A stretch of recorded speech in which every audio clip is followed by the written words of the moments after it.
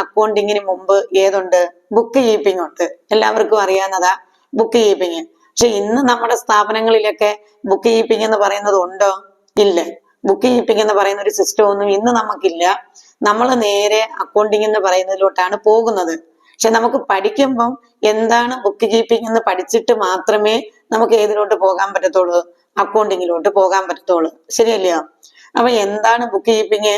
Book keeping എന്ന് പറയുമ്പോൾ recording of all transactions in A set of books എന്ന് പറയുന്നതാണ് ബുക്ക് കീപ്പിംഗ് എന്ന് പറയുന്നത്. ഓക്കെ, ഏതാ? Recording of all transactions. അതില് ആൾ ട്രാൻസാക്ഷൻസ് എന്നുള്ളതിന് നിങ്ങൾ അണ്ടർലൈൻ ചെയ്തിട്ട് പഠിച്ചോണം. എല്ലാ ട്രാൻസാക്ഷൻസും കൂടെ ഒരു ബുക്കിനകത്ത് എഴുതി വെക്കും. അത് ആ ഓരോ ദിവസവും സംഭവിക്കുന്നത്, ഓരോ ഡേറ്റിലും വരുന്ന ട്രാൻസാക്ഷൻസ് എല്ലാം കൂടെ ഒരു ബുക്കിൽ എഴുതി വെക്കുന്നതാണ് ബുക്ക് കീപ്പിംഗ് എന്ന് പറയുന്നത്. ഈ ബുക്ക് കീപ്പിംഗ് നടത്തുന്ന ഒരു ആളിന്റെ ക്വാളിഫിക്കേഷൻ എന്ന് പറയുന്നത്, ഒരു ക്ലർക്കിന് എന്ത് ക്വാളിഫിക്കേഷൻ ആണോ വേണ്ടുന്നത് ആ ക്വാളിഫിക്കേഷൻ മാത്രം മതി ഒരു ബുക്ക് കീപ്പിംഗ് ചെയ്യുന്ന ആൾക്ക് വേണ്ടുന്ന ക്വാളിഫിക്കേഷൻ എന്ന് പറയുന്നത്. അപ്പം ബുക്ക് കീപ്പിംഗ് ചെയ്യുന്ന ആളിനെ നമ്മൾ വിളിക്കുന്ന പേര് ബുക്ക് കീപ്പർ എന്ന.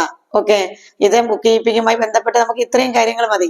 അതിന്റെ ക്വാളിഫിക്കേഷൻ എന്താണെന്നും അത് ചെയ്യുന്ന ആളിനെ എന്താണ് വിളിക്കുന്നതെന്നും ബുക്ക് കീപ്പിംഗ് എന്ന് പറഞ്ഞാൽ എന്താണെന്നും ഇത് ഏതിനു മുമ്പുള്ള പ്രോസസ്സാണ്?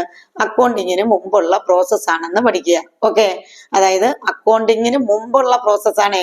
ബിഫോർ എന്നുള്ളൊരു വാക്ക് നിങ്ങൾ അവിടെ ഓർത്ത് വേണം പഠിക്കേണ്ടത്.